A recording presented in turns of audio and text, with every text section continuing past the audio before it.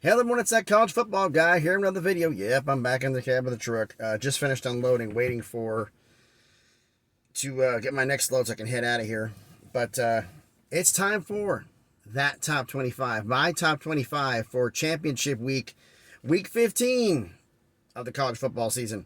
The next one we'll do will be the final one after all the bowl games, including the national championship. So that's when the next one of the my top 25 is going to come out.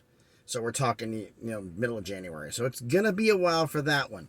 For those of you who have new to the channel who don't understand what this is, basically is I had the AP top 25 and I do my own version of it, except I do it on a mathematical formula.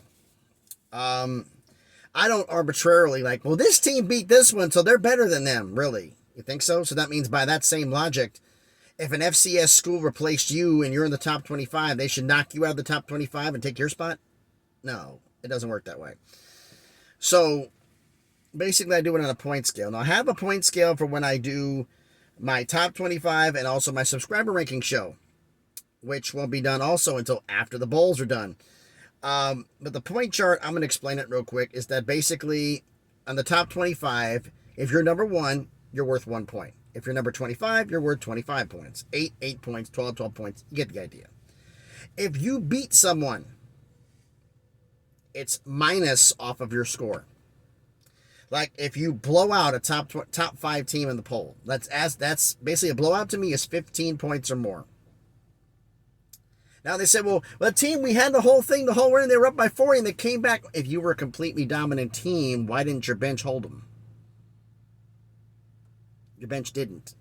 The dominant teams, the bench can hold them back, hold the starters off. That's what the dominant teams do.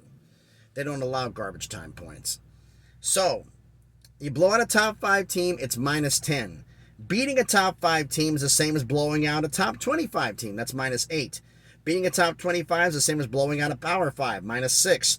Beating a power 5 is the same as blowing out a group of 5, minus 4. Beating a group of 5 is the same as blowing out FCS, minus 2. And beating an FCS by 14 or less is the same as a bye week. It's worth nothing. I don't give credit for bye weeks. I don't give credit for it. I have never done it because the fact is that, well, I shouldn't get punished for it. Why weren't you in the championship game? Conversely, if you lose the championship game, there's teams who didn't play, they're going to be ahead of you. Good and bad. That's how I do my system here. Now, for losses, the best loss you can hope to have. You lose, you add points to your score. Like if you lose to a top 5 school, it's plus 2. 14 point or less loss. That's a close loss to a top 5 school. It's like one of the things you're noticing here is one school is, why are they even here? And I'll get into that school there later on. Because they barely lose games. They have close losses, unlike other teams who get beat by 30. All right. Lose to a top 5 team, 14 or less, is plus 2. Getting blown out by a top 5 is the same as losing to a top 25, plus 4. Getting blown out by a top 25 is the same as losing to a power 5, plus 6. Getting blown out by a power 5 is the same as losing to a group of 5, plus 8. Getting blown out by a group of 5 is the same as losing to FCS, plus 10. If you get blown out by FCS, it's plus 12, and I have absolutely no respect for you. I'm sorry. So, my top 25. Put that up here. My top 25 for last week's top 25. Number 1, Michigan. 2, Georgia. 3, TCU. 4, USC. 5, Penn State. 6, Alabama. 7, Utah. 8, Kansas State. 9, Ohio State. Thanks to that loss to Michigan. 10, Tennessee. 11, Washington. 12, Oregon. 13, Oregon State. 14, Texas. 15, Tulane. 16, Clemson. 17, NC State. 18, LSU. 19, Notre Dame. 20, UCLA. 21, Florida State. 22, Mississippi State. 23, Baylor. 24, Kentucky, 25, North Carolina. From you saying, Baylor? Why is Baylor in there? They lost to a bunch of top 5 teams by 3 points or less.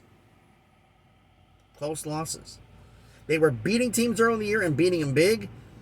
That put them up in the polls. They're having close losses, so I don't drop them down. Like, they lost to TCU by 1 point. Well, not TCU by 1 point. They lost to a couple games by 3 points, 7 points. That's a close loss. So they only go, and they lost to a top 5 team. So that's only plus 2. Versus a team who gets blown out by a regular group Power 5 team, plus 8, but you want to knock Baylor out of the poll. No, close losses are actually worth something. Hence the reason the scale is that way. So with all the championship games, and there weren't that many games, excuse me, needless to say, there were a lot of teams that had byes.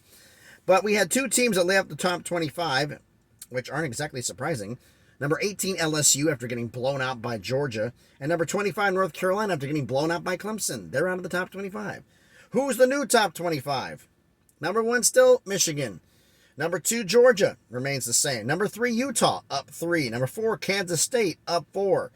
Number 5, Penn State. And 6, Alabama, stay the same. Number 7, Ohio State, up 2. Number 8, TCU, down 6, because they lost. Number 9, Clemson, the big climb of the week, up 7. Number 10, Tennessee, stays the same.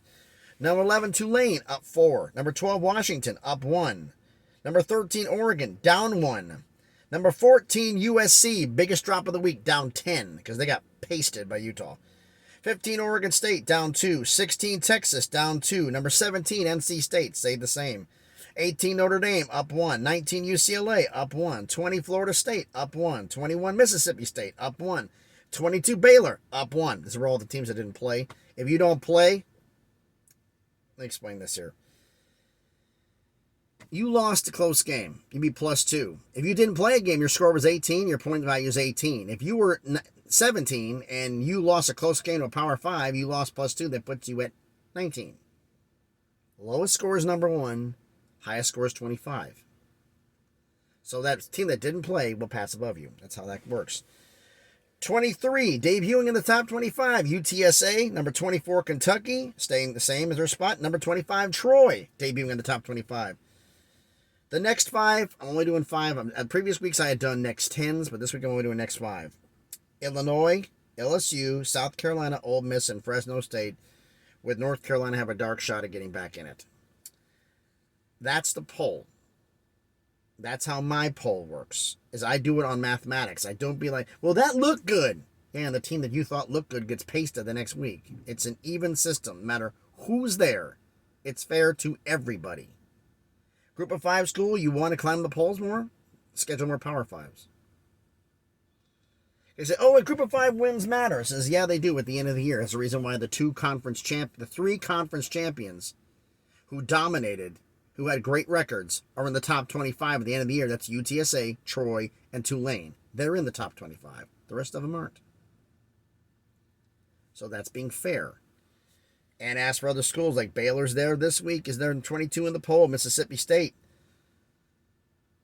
They gave a lot of crap to Mississippi State on losing to teams when they were losing by 1, by 3, by 5. And when they face a team like they faced Ole Miss and blew them out. That's how they got back in the poll. And Ole Miss is nowhere to be found in my poll. And they're not going to be in it for a while. So they have to do something absolutely spectacular, like beat a top 5 team by 50 points, except the problem is they're not facing a top 5 team, so that's out. But tell me what you think in the poll here. Tell me what you think about this.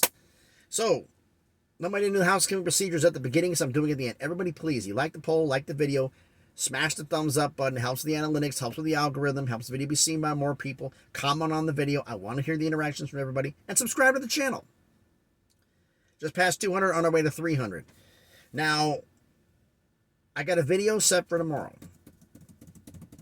Because I don't know how hard I'm going to be running today, so I probably won't be able to get it in the rest of the day, other than maybe pulling off the side of the road to do a coaching update.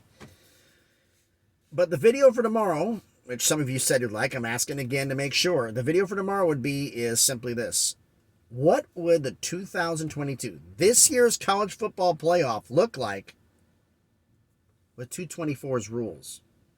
As in the top 6 teams, top 6 conference champions have automatic buys. Top 4 champs get the bye. Seeds 1 through 12. What would that look like with the current college football playoff rankings? You know what? The heck with it. I'm going to do it right after this one. Because it just sounds like a good idea. Get this out the way. Because I already know one thing. There's a lot of coaching changes coming on. I'm going to be screaming trying to catch up with all of those. So, I guess you know what videos will be coming out next. Provided that another coaching hire hasn't happened in the time I'm recording this video. Crazy how fast this has happened, and it's only going to get worse. So thanks everybody for watching the video. Please hit the thumbs up button, smash the like button. Thanks everybody for watching. Be safe out there. I know where you're at, but I'm here in Kentucky and it's raining hard. So thanks everybody, and please be good to each other.